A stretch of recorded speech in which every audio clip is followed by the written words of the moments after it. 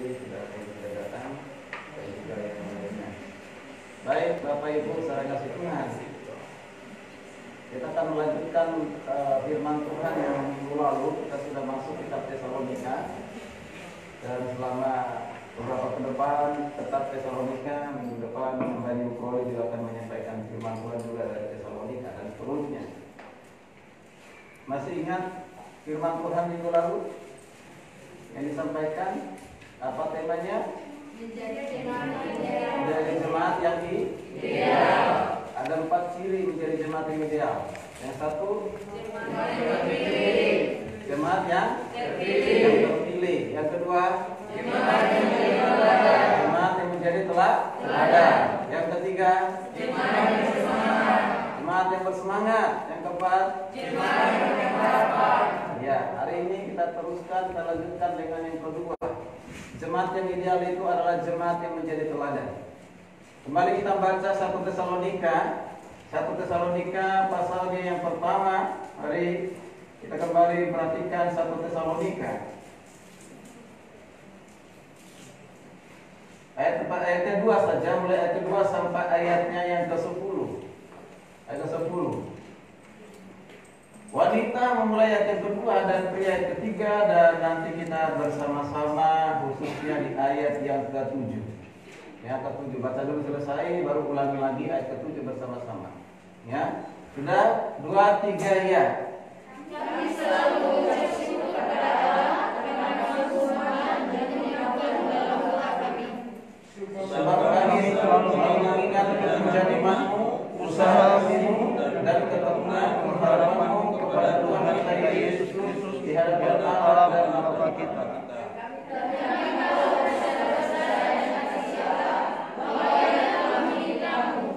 Sebab Injil yang kami beritakan bukan disampaikan kepada kamu dengan kata-kata saja, tetapi juga dengan kekuatan oleh Roh Kudus dan dengan kepastian yang kokoh. Memang kamu tahu bagaimana kami bekerja.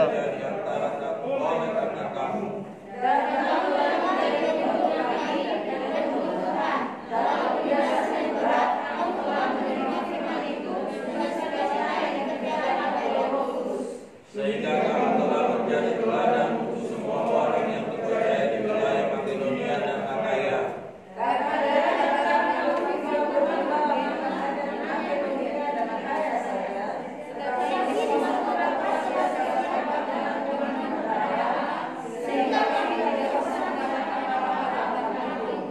Sebab mereka sendiri menciptakan tentang kami, bagaimana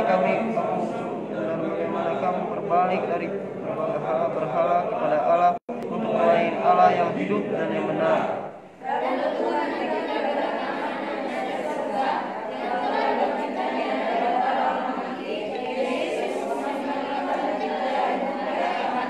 Ya, mari kita ulang bersama-sama ayat ke-7 dengan semangat. Sehingga kamu telah menjadi teladan untuk semua orang yang percaya di wilayah Makedonia dan Akaya. Puji Tuhan. Dari tema firman Tuhan diambil dari ayat yang ke-7. Kita perhatikan di ayat ke-7, saya ulang lagi, dikatakan sehingga kamu ini adalah jemaat Tesalonika telah menjadi teladan, telah menjadi model, telah menjadi tupos, tipe yang baik, ya. Lalu dikatakan untuk semua orang yang percaya, baik yang ada di Makedonia maupun Akaya. Nah, ini luar biasa. Minggu lalu saya sampaikan bahwa jemaat Tesalonika ini salah satu jemaat yang sangat mengagumkan, yang didoakan, dirindukan, dikagumi oleh Rasul Paulus. Sekali lagi, jemaat Tesalonika ini adalah jemaat yang didoakan, diingat, dirindukan, dikagumi oleh Rasul Paulus. Mengapa demikian? Karena jemaat ini sebenarnya masih jemaat yang baru. Hanya 6 bulan Rasul Paulus melayani di sana. Pada saat dia ada di Korintus, Paulus mengutus Timotius ke jemaat Tesalonika untuk melihat keadaan jemaat Tesalonika yang hanya dilayani dengan 6 bulan itu. Maka inilah laporan dari Timotius kepada Paulus.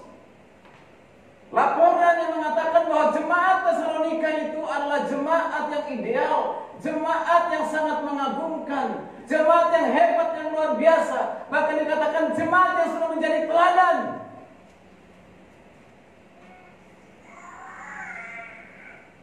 Jemaat yang menjadi teladan, luar biasa.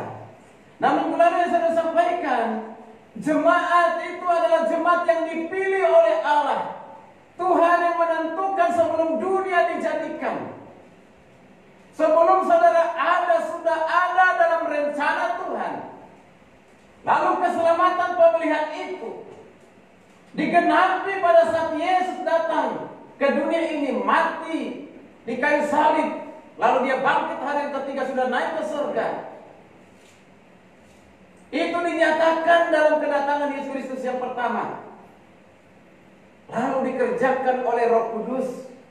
Ketika saudara dan saya mendengarkan Injil, mendengarkan tentang Yesus, Roh Kudus bekerja, membuat kita, menjadikan kita menjadi anak-anaknya, percaya kepada Tuhan. Tuhan memilih kita bukan saja supaya diselamatkan, masuk surga, berpindah dari binasa kepada dari kebinasaan neraka kepada kehidupan yang kekal. Bukan hanya itu sudah pasti. Tapi Tuhan masih mengizinkan saudara dan saya tinggal di dunia ini untuk apa? Saudara diselamatkan untuk menyelamatkan orang lain. Amin. Saudara dipilih supaya kita dipakai Tuhan memberitakan orang lain. Saudara ditetapkan menjadi anak-anaknya supaya kita hidup dunia ini berkarya bagi Kristus.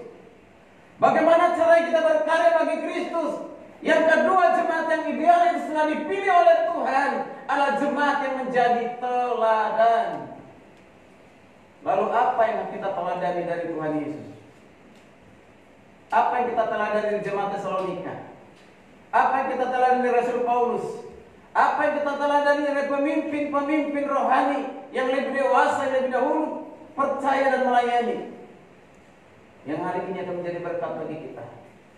Apa yang kita teladani dari jemaat Tesalonika?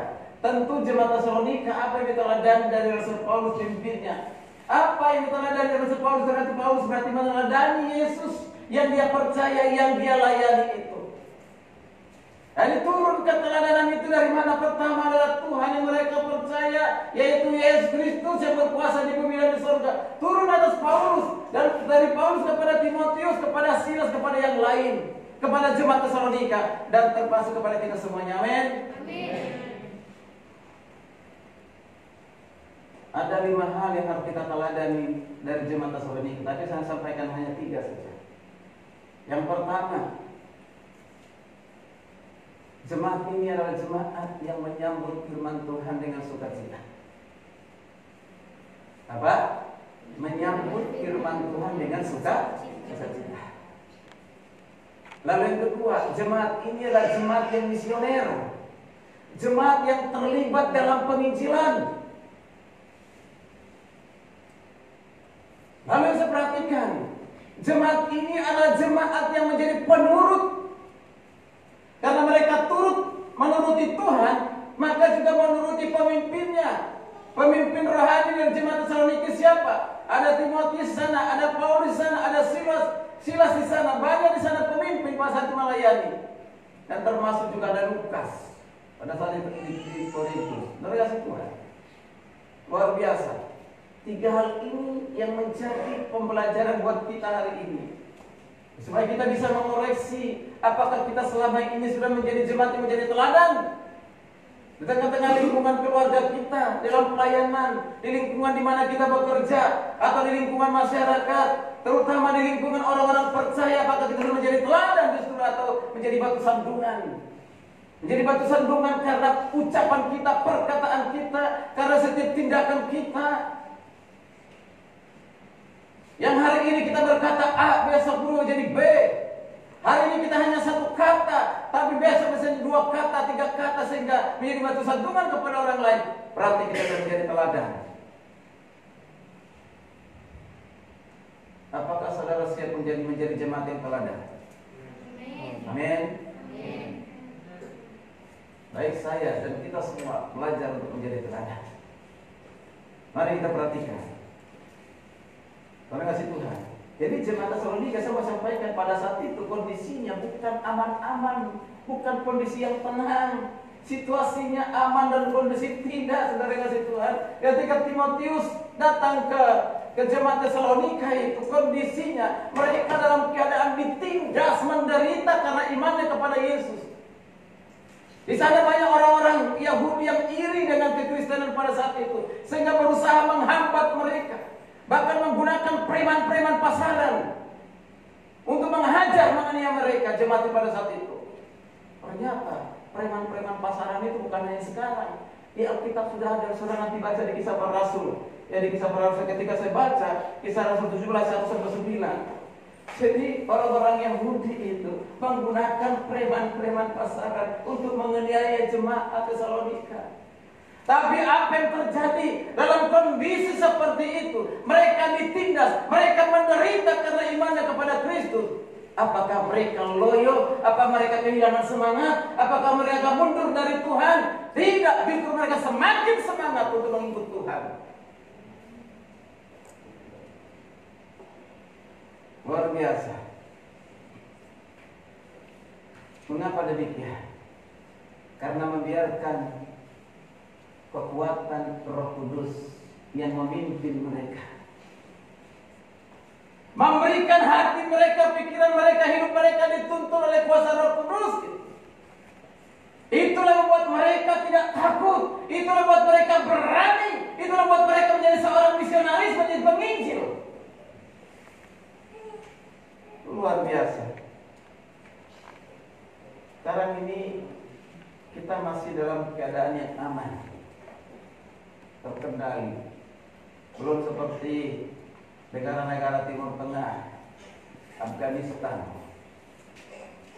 Irak, Iran. Nah sekarang ini Lebanon. Baru-baru ini terjadi bom. Belum berita pasti siapa pelaku bomnya. Banyak tuduhan-tuduhan yang belum tentu itu benar. Menuduh bangsa Israel pelakunya. Itu pengamat dari Indonesia, pengamat Timur Tengah. Belum tentu itu benar. Bisa itu hanya karena kebenciannya kepada bangsa Israel sehingga membuat penelitian hanya arahnya ke sana.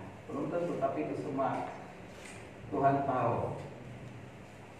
Ada yang mengatakan bahwa karena di tempat itu disimpan banyak senjata-senjata dari yaitu Hizbullah. Belum ada yang pasti.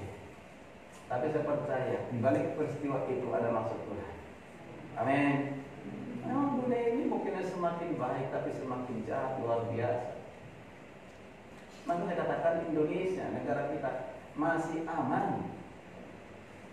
Makanya karena aman itu banyak orang yang tertidur, termasuk gereja Tuhan tertidur. Ya kan hanya memikirkan ya kelompoknya sendiri, hanya memikirkan pembangunan di dalam internetnya sendiri, hanya terfokus dengan membangun gereja yang besar, tapi jemaat tidak sebanding dengan ukuran gereja itu. Karena ada kesempatan, karena ada dana. Gereja tidak lagi sepenuhnya melakukan fungsinya sebagai imamat rajani yang sudah dipilih oleh Tuhan.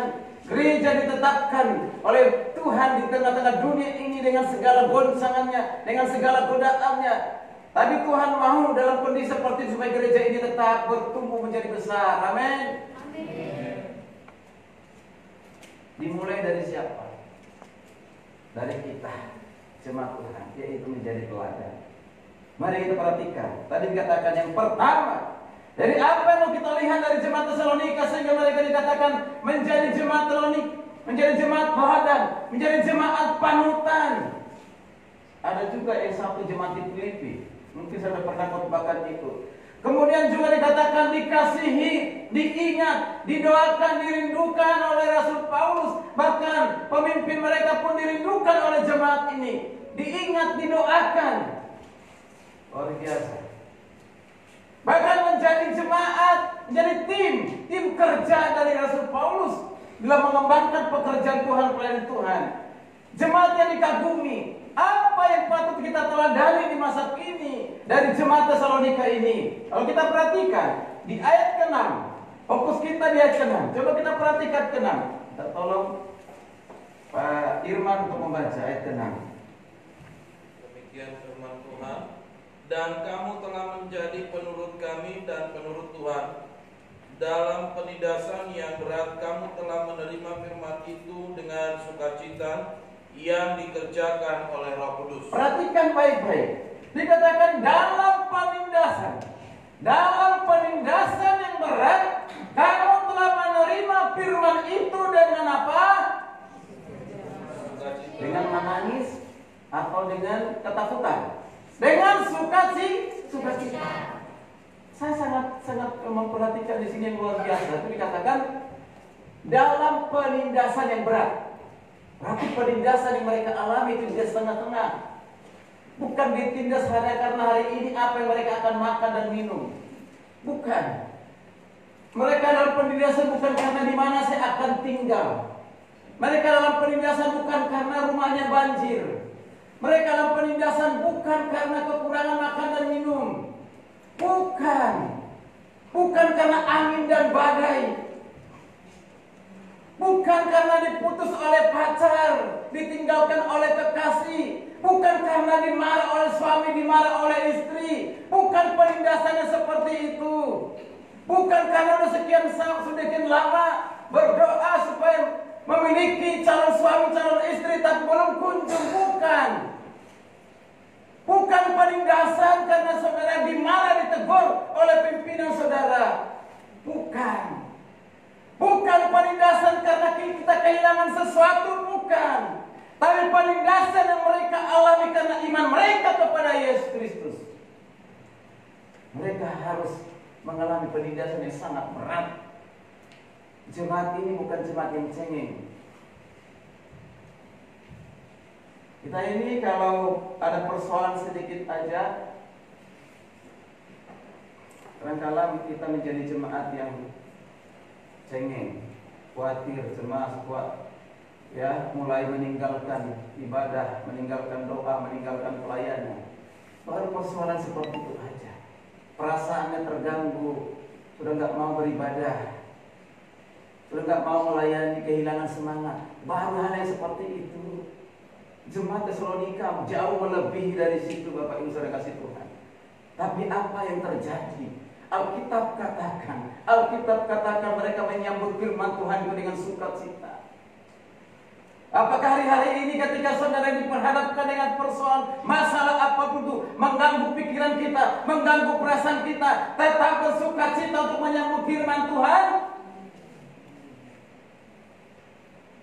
Jangan sampai kita menyambut firman Tuhan itu tergantung kepada perasaan kita. Kalau kita kecewa, maka dalam menyambut firman Tuhan tidak ada semangat. Artinya apa? Berarti firman Tuhan itu kita anggap hanya suatu pelengkap, hanya satu hal yang biasa saja. Padahal firman Tuhan yang dapat mengubah hati saudara. Amin. Mari kita perhatikan, dikatakan mereka menyambut firman Tuhan itu dengan sukacita. Karena apa? Karena oleh kuasa dikerjakan oleh Roh Kudus. Kalau saudara sudah punya Roh Kudus, maka sesungguhnya saudara pun menyambut firman Tuhan itu dengan semangat. Amin. Jangan loyo, karena hanya perasaan kita. Pada saat saya mempersiapkan firman Tuhan ini, ada godaan, mungkin itu dipakai oleh setan. Godaannya apa? Ini sebenarnya ada orang pertemanan dengan saya, minta pertemanan untuk di Facebook.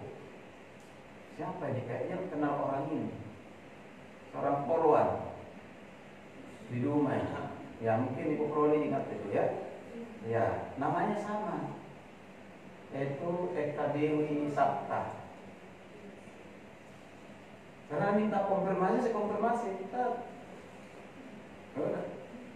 Nah, karena saya lihat juga wajahnya hampir mirip-mirip gitu. Pakai seragam polwan. Nah, setelah saya konfirmasi, lalu dia minta nomor WA saya. Lalu saya berpikir, kan sudah ada dulu nomor telepon saya, kenapa minta WA? kok minta WA. Akhirnya coba dengan polos berikan nomor yang tidak ada WA, 0821 yang lain itu. Saya kasih itu duluan karena pikiran saya kayaknya curiga dengan orang ini, ya kan? Nah, udah saya bilang, saya konfirmasi karena saya ingat ada mahasiswa kan ditanya kerjanya apa, pendeta dan juga sebagai dosen. Nah, sebagai dosen, oke. Pak, bisa minta nomor WA-nya? Nah, kasih. Tapi ada ini, oh itu mungkin kakak saya ini tugas di Surabaya. Nah, saya ceritakan sedikit latar belakang orang itu. Lalu dia, oke, saya kasih nomor yang satu, yang ekornya 2413 itu saya kasih itu. Nah, Pak, saya sudah konfirmasi, saya coba dicek katanya begitu. Saya mau cek, Tuhan, ini benar tidak ini? Mulai saya nggak sejahtera. Mulai saya nggak sejahtera. Pada saat lagi baca Alkitab, perenungan begini, masuk lagi. Konfirmasi minta lagi. Mau Pak, konfirmasi karena saya sudah kirim, ya. Saya sudah kirim. Nah, saya bilang, tidak saya lihat. Tidak saya lihat, saya lagi persiapan khotbah ini. Karena pikiran saya masih pihak kan gitu. Nah, ngotot banget. Nah, ngotot banget. Kok nggak dibuka-buka sih Pak? Saya penting ini. Saya bilang keperluannya apa? Keperluannya apa? Maaf ini saya lagi sibuk. Lagi persiapan khotbah. Keperluannya apa? Langsung dia bilang di situ. Karena saya tidak mau mengkonfirmasi terus, dia bilang, kok goblok dipelihara? Saya pikirannya terganggu, saya bilang, itu Anda. Mulai marah-marah dia di situ. Berarti bukan dia yang sesungguhnya, orang lain yang menyamar. Mungkin kalau saya sudah kasih nomor WA saya akan dibajak. Dan ini sudah pernah terjadi. Mengaku-ngaku pendeta teman saya dari Kalimantan, ya kan? Ya dari Kalimantan. Nah, namanya sama. Ternyata setelah kejadian itu langsung cepat minta pulsa kemana-mana. Waduh, saya ingat tuh. Karena apa? Saya konfirmasi dia. Saya kasih nomor WA langsung dia konfirmasi. Oh, langsung diminta, mungkin masuk semua itu WA grup dan teman yang lain langsung minta pulsa. Ada yang jadi korban, termasuk ibu tidak. Dengan polosnya kasih pulsa, kan? Udah 2 kali. Dari kampung juga ada saya. Abang minta pulsa? Saya bilang tidak. Baru saya ingat. Nah ini saya ingat ini. Mereka sudah ada gangguan luar biasa. Tapi saya ingat, saya harus sebenarnya pingin caci maki orang ini karena dibilang dasar tolol, bodoh dipelihara. Pada saat baca Alkitab ini, aduh Tuhan, tolong saya beri kekuatan. Hamba mau dibilang tolol, bodoh dipelihara, goblok dipelihara. Lagi bicara tentang menjadi teladan lagi. Aduh, luar biasa. Kalau saya bilang seperti apa yang dia bilang, maka saya tidak menjadi teladan. Jadi diuji langsung firman Tuhan itu kepada saya pada saat persiapkan. Engkau menjadi teladan tidak? Apa membalas kejahatan dengan kejahatan, caci maki dengan caci maki? Hanya satu kata sama itu Anda, itu aja. Setelah saya bilang itu Anda, banyak masuk itu, langsung saya blokir. Mungkin kalau Anda blokir, mungkin akan lebih panjang lagi. Luar biasa. Ujian bagi saya pada saat persiapkan firman Tuhan ini. Oh, luar biasa. Maka sekarang kita sangat hati-hati.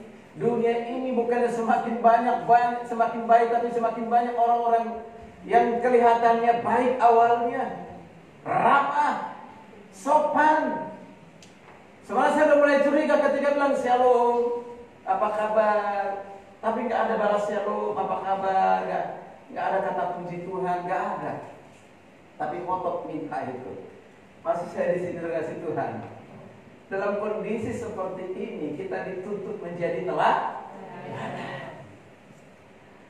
Itu bagaimana saya mempersiapkan firman Tuhan dengan sukacita, tapi tiba-tiba ada gangguan seperti itu. Nah, saya kasih Tuhan kembali kepada firman Tuhan tadi. Mari kita perhatikan, ada satu bukti yang hebat yang luar biasa. Jemaat Tesalonika ini adalah jemaat yang menyambut firman Tuhan itu bukan saja bersukacita, tapi dengan kerelaan hati. Mari kita buka Kisah Rasul 17 ayat 11. Minta tolong satu orang baca. Tolong minta iyakan. Ini luar biasa. Kisah Rasul 17 ayatnya yang ke-11. Rasul 17 ayat 11 dengan firman Tuhan. Orang-orang Yahudi di kota itu lebih baik hatinya daripada orang-orang Yahudi di Tesalonika, karena mereka menerima firman itu dengan segala kerelaan hati, dan setiap hari mereka menyelidiki kitab suci untuk mengetahui apakah semuanya itu benar demikian. Orang-orang Yahudi di kota itu lebih baik hatinya daripada orang-orang Yahudi di Tesalonika, karena mereka menerima firman itu dengan segala kerelaan hati, dan setiap hari mereka menyelidiki kitab suci untuk mengetahui apakah semua itu benar demikian. Saudara perhatikan di sini. Orang-orang yang percaya, baik orang-orang Yahudi kota maupun di Tesalonika, sebenarnya menunjukkan mereka adalah orang-orang yang mendengarkan firman, menyambut firman Tuhan. Tapi ada satu perbandingan dikatakan dengan segala kerelaan hati, dan setiap hari mereka menyelidiki kitab suci. Luar biasa. Jadi contoh, menjadi teladan bagi saudara dan saya. Amin. Ini cara menyebut firman Tuhan dengan sukacita itu apa? Dengan bersemangat itu apa? Tentu harus dibarengi dengan saudara menyediakan waktu untuk membaca, merenungkan, menyelidikinya.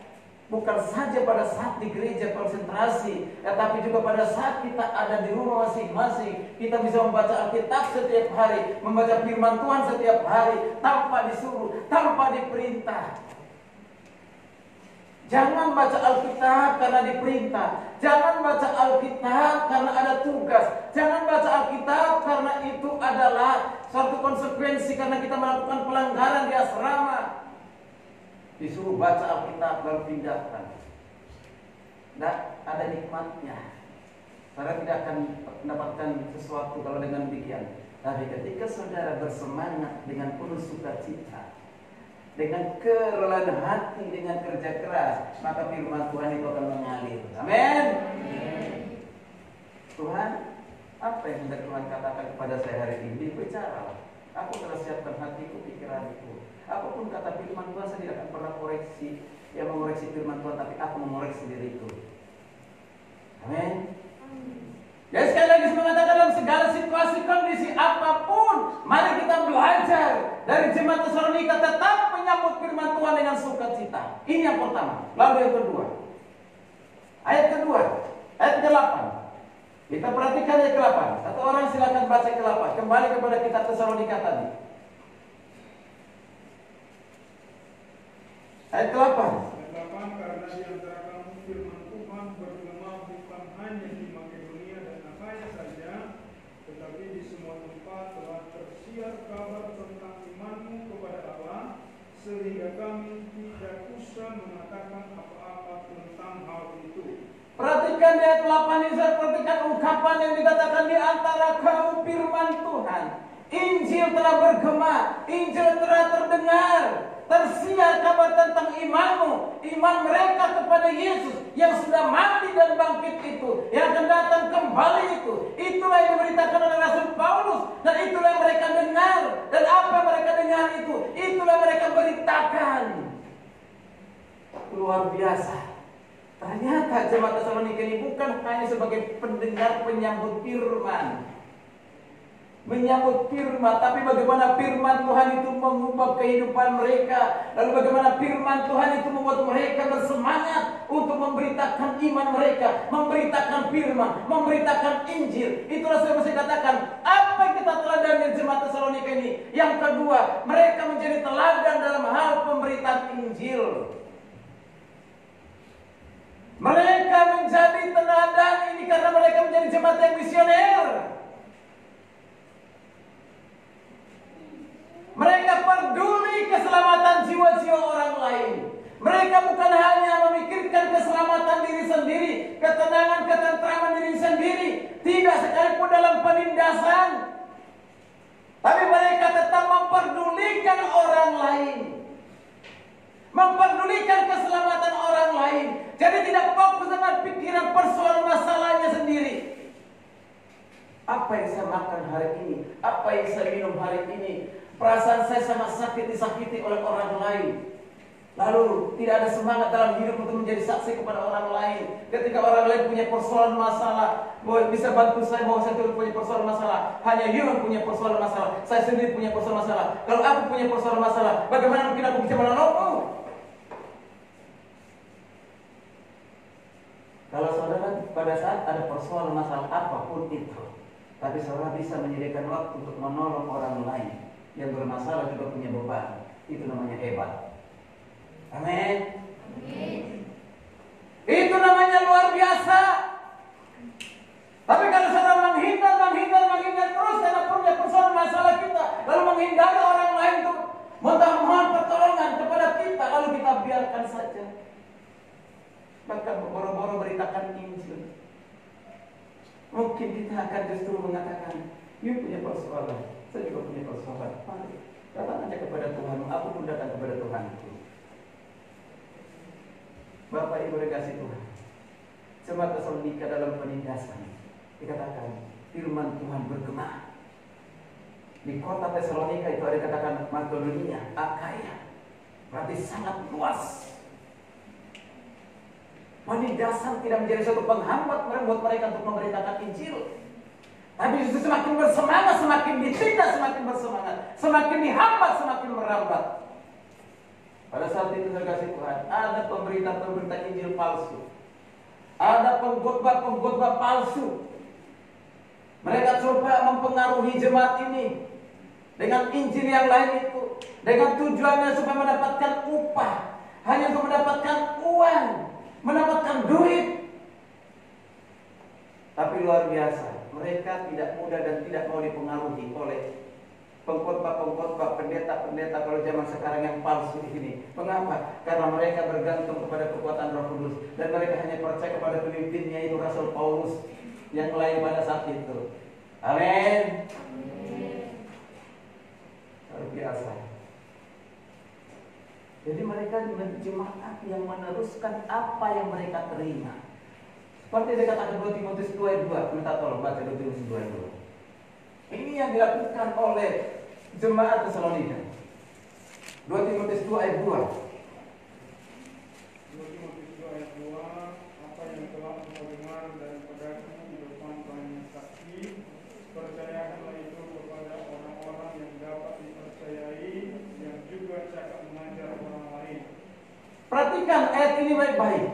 Jangan hanya sekedar dibaca, perhatikan, pahami. Apa dikatakan ini oleh Rasul Paulus kepada Timotius? Hei Timotius, apa yang kau dengar daripadaku di depan banyak saksi, percayakanlah itu kepada orang-orang yang dapat dipercayai dan juga orang-orang yang setia. Perhatikan di sini.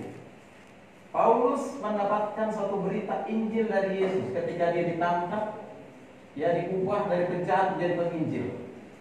Dipercayakanlah kepadanya Injil. Paulus, ini aku Yesus yang kau aniaya itu. Ini Injil. Kau beritakan, kau sampaikan kepada orang lain.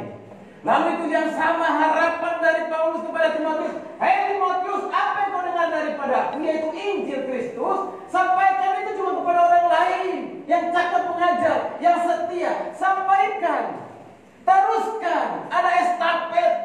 Kalau estafet ada, maka tidak akan pernah berkeputusan. Inilah yang dilakukan oleh jemaat Tesalonika. Luar biasa, mereka menerima lalu diteruskan kepada orang lain. Bapak yang dikasih Tuhan, apa yang jadi pembelajaran buat kita dari ayat ini? Terima Injil, terima firman, kita sambut dengan sukacita. Itu penting sekali, itu awalnya. Tapi Tuhan menghendaki kita, jangan ada pengangguran dalam gereja, jangan ada orang Kristen yang pasif di gereja, jangan ada orang Kristen yang berlipat tangan saja tidak berbuat apa-apa, hanya memikirkan persoalan diri sendiri. Lalu saya mengatakan, jangan ada orang Kristen hanya tahu dilayani tapi tidak mau melayani. Lalu saya katakan lagi, ganti sekali orang Kristen yang hanya tahu menerima tapi tidak pernah memberi. Jangan hanya orang Kristen yang tahunya makan tapi tidak pernah memberi orang lain makan. Maunya makan. Jadi yang harus kita lakukan hari ini saya sampaikan, Allah menyelamatkan saudara dan saya untuk dipakai menyelamatkan orang lain. Amin. Allah memilih saudara untuk diselamatkan supaya kita juga terus memberitakan Injil, meneruskan Injil itu kepada orang lain. Supaya kita bisa mendamaikan orang lain, mendamaikan diri sendiri, mendamaikan diri dengan Tuhan. Dengan berita Injil itu membuat dia akan damai. Dari jemaat bukan sekedar hanya bersekutu, tapi jemaat itu harus menjadi jemaat yang berdampak.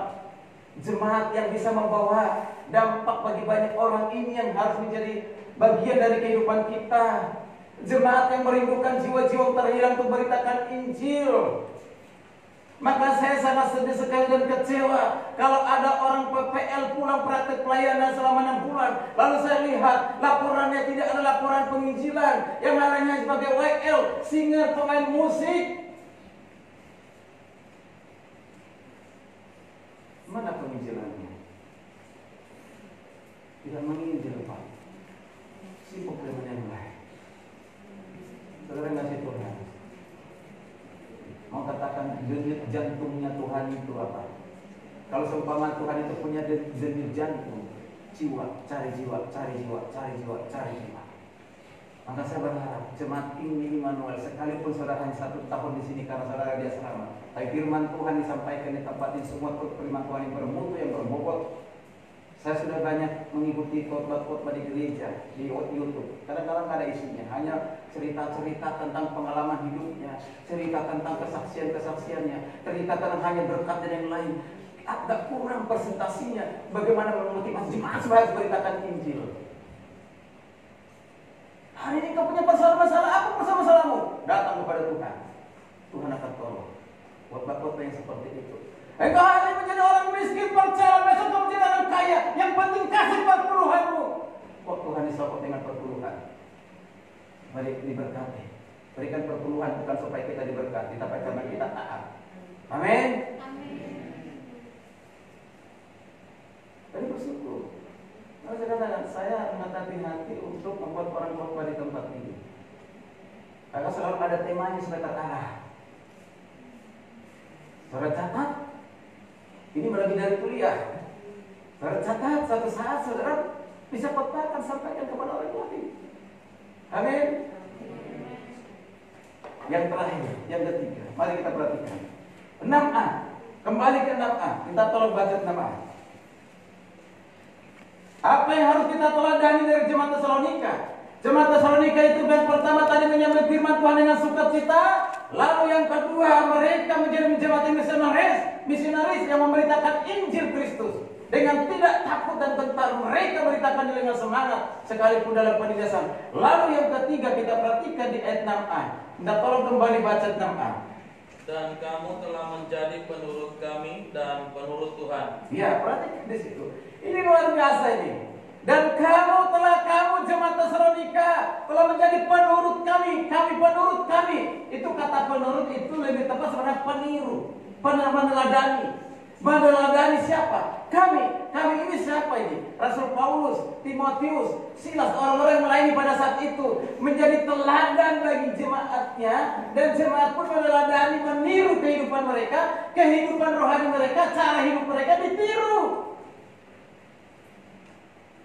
Luar biasa. Pasti setiap pemimpin pada gembala siapapun menginginkan itu dari jemaatnya. Amin. Saya pun sebagai pemimpin merindukan, menginginkan hal-hal yang seperti itu. Menjadi penurut. Ini sebenarnya menjadi penurut pemimpin rohaninya. Itu turun dari Tuhan kepada seorang pemimpinnya, dari pemimpinnya kepada orang yang dipimpin. Tapi hari-hari ini kalau kita perhatikan, masih banyak orang yang tidak taat, bahkan memberontak kepada pemimpinnya. Ketika ditegur kesalahannya, ketika ditegur kekurangannya, ketika ditegur dosanya, bukannya sadar lalu bertobat, tapi malah lucu protes, dia serang habis-habisan lewat Facebook. Oh, luar biasa. Sayang banget sebenarnya kalau orang-orang seperti itu. Tuhan itu kan roh. Kita nggak bisa lihat. Tapi bahkan sekalipun dia roh, tapi dia bekerja hebat dan dahsyat luar biasa. Maka yang kelihatan Tuhan pakai itu siapa? Saudara pemimpin, memiliki pemimpin rohani. Di rumah pemimpin rohani itu siapa? Suami. Di gereja pemimpin rohani itu siapa? Gembala sidang. Ada majelis, ada pengerja. Di asrama siapa pemimpinnya? Yang dipercayakan. Jadi kepala asrama itu menjadi pemimpin. Semuanya harus kita taati. Tidak pernah seorang pemimpin itu ingin menghancurkan saudara supaya saudara gagal dari segala cita-cita saudara.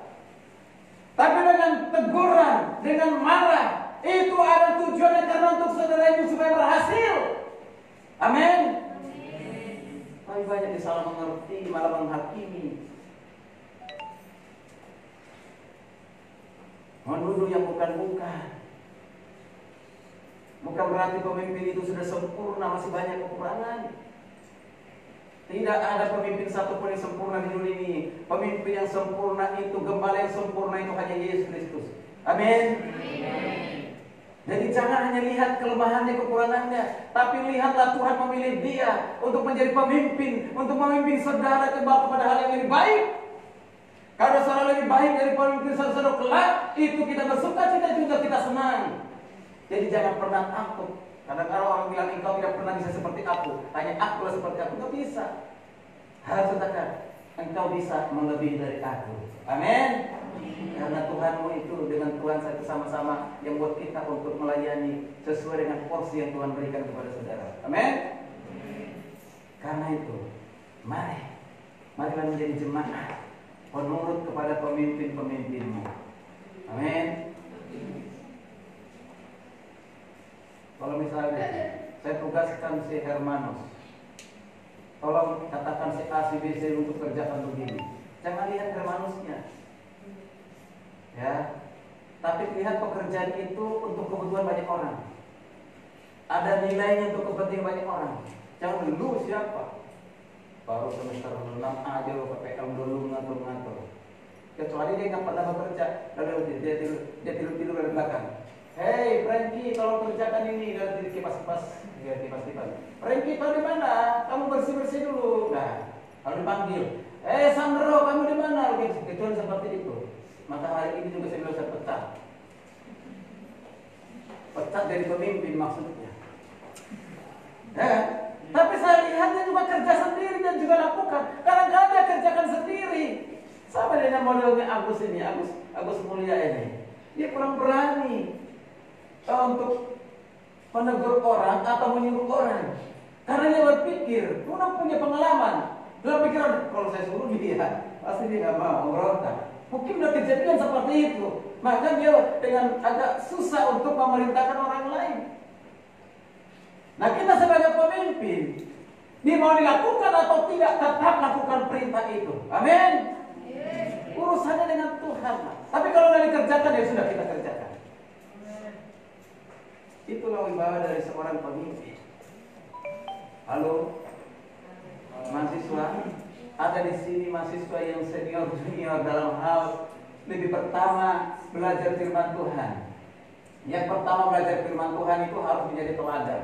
Amin. Siap membimbing mereka yang masih baru. Bimbing mereka dalam firman, bimbing mereka dalam doa. Ini penting, ini saudara menjadi pemimpin. Jadi pemimpin ini bukan karena ada struktural, tidak. Tapi menjadi pemimpin dalam kehidupan sehari-hari saudara bisa. Makanya ketika saudara melihat seorang diatur, lihat tujuan untuk diatur itu buat apa. Ketika suruh dikerjakan untuk apa. Bukan untuk dia, tapi untuk kepentingan orang banyak. Nggak mungkin satu-satu saya bilang begini. Sudah ada Weni, sudah ada Agus, sudah ada Hermanus. Lalu kalau panggil si A, si Sandro begini-begini sama ngomong, buat apa mereka ada? Jadi jangan juga begini ketika dia bilang, itu Bapak yang melakukan, baru kerjakan. Bapak yang menyuruh. Bahkan ada juga, sudah Bapak yang menyuruh, tetap tidak dilakukan. Itu luar biasa. Tapi ada kata ketika dia bilang, Bapak yang menyuruh, baru dikerjakan. Berarti takut kepada manusia, bukan takut kepada Tuhan. Lebih keras kepala lagi. Sudah bilang Bapak yang menyuruh, tapi nggak dikerjakan. Ini keras kepala ini begini. Semua apa yang kita kerjakan, kita lakukan bukan kepentingan pribadi tapi kepentingan bersama. Amin. Jadi yang terakhir, kalau menjadi teladan, turuti pemimpinmu. Siapapun yang dipercaya oleh kau, suatu saat saudara akan menjadi pemimpin. Kau mengatakan engkau tidak akan selalu menjadi ekor, tapi kau menjadi kepala. Amin. Dan untuk menjadi kepala, tidak mungkin jadi kepala kalau tidak mulai dari ekor. Ikan jadi-jadian, hanya kepala. Ya kan? Kau butuh mulai dari bawah, naik tangga pelan-pelan. Saat tangga yang pertama, tangga kedua, tangga ketiga. Mungkin kau jatuh di tangga yang ketiga, terus kembali di tangga yang kedua. Tapi jangan sampai jatuh di tangga yang sebelum 1. 0. Kau berusaha naik ke tangga yang keempat. Berjuang dan berat sekali, luar biasa, karena hati berlawanan dengan hatimu, berlawanan dengan perasaanmu, engkau diatur. Ingat, ketika engkau taat diatur, maka engkau akan mudah mengatur orang lain. Amin. Taat aja. Kali pun sulit. Belum sependeritaan dari jemaat Tesalonika. Puji nama Tuhan. Firman Tuhan hari ini, jemaat Tesalonika menjadi teladan bagi kita. Yang pertama apa? Menyambut firman Tuhan dengan sukacita. Yang kedua, menjadi jemaat yang misioner, yaitu memberitakan Injil. Yang ketiga, menjadi penurut, yang menuruti meneladani siapa? Pimpinan rohani.